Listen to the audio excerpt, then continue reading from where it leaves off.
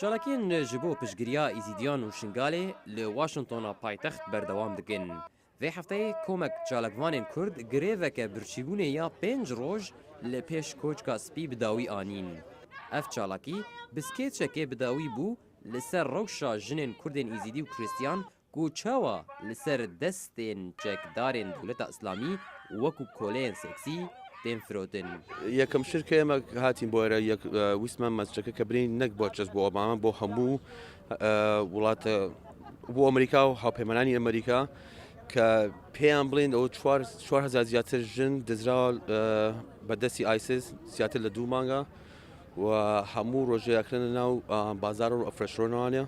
Di heman roja vê çalakiyê de şandeke Êzidiyan serdana koçka spî kirin û li gel hinek karbidestên Amerîkî hevdîtin pêk anîn tê de behsa krîza Êzidiyan kirin û doza alîkariya rêveberiya Amerîkî kirin.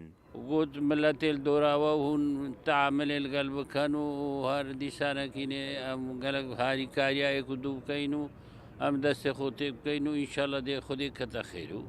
Li gorî hinek endamên şandeyê bawerî di navbera xelkê Êzidî û hikûmeta Kurdistan û ya Iraqê de hatiye şikestin.